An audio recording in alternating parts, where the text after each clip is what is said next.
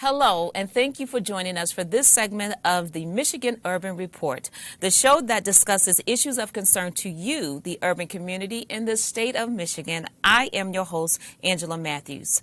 We have with us what I term as a VIP, and this VIP with us is none other than State Representative Bettie Cook Scott. Hello, Representative. How are you? I'm great, ma'am. Thank you so much for being with us. Nice to be here, ma'am. Thank you. Now, tell us a little bit about yourself.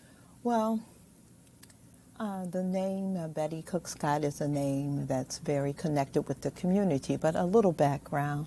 I served in the House of Representatives from 2006 to 2011, and at that time I served District 3. Now I am the state representative from District 2. Previous to becoming the state representative, my history was I taught school for 5 years, the Detroit Public Schools. I was a police officer, worked my way up from being a patrolman to a detective to a sergeant. Okay. And when I left the police department, I was on the list to be a lieutenant. And as a female working those jobs, that was no joke. Then I got elected to the State House in 2007. And one of the issues when I was knocking on doors that was so pervasive against the people and it was onerous was something called the driver's responsibility fee. I, State Representative Bettie Cook Scott, is the author of the repeal of the Driver's Responsibility Act of 2003. When I first entered these chambers in 2007, after knocking on doors, the driver's responsibility fees and auto insurance was the most important issues that got me elected the first time. Those draconian fees did not improve any driving. It was a cash cow. I used to call it the goose that laid the golden egg for the state of Michigan. And from what I understand, we're still dealing with that today. And it also has an impact on our workforce because so many of the contracts that we hold, whether they be state or local or federal, the main criteria is your driving record.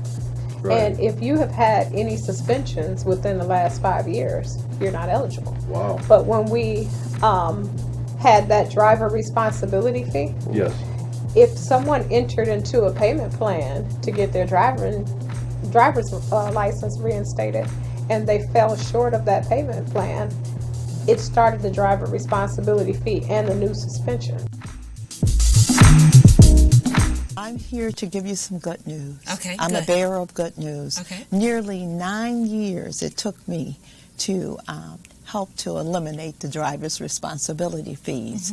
If a little history for the people who may not have been caught up in the fees. Okay. In 2003, there was legislation passed, and the fees began, I think, in 2004. Okay. If you, different drivers' problems were if you had no proof of insurance, Okay. improper plates, if you got 7 points on your license, Okay. and also there was something in terms of driving while drunk or reckless driving. Fees came into effect and it was collected by the state and treasury. It was over $115 million. You're kidding. $115 million. So what did they do with that money? Well, the first part of it was the fireman fund got a portion, and as the years passed by, I forgot what the portion was, and then the Treasury got the second portion of it, and then the Secretary of State. Because in addition to paying your driver's responsibility fees to get reinstated, you had to pay the Secretary of State an additional $125. My problem with it was that it did not tell the people how to correct these infractions. It was more punitive as opposed to corrective. When you hear the word driver's responsibility fees, you would think that it would try to make you a more responsible driver.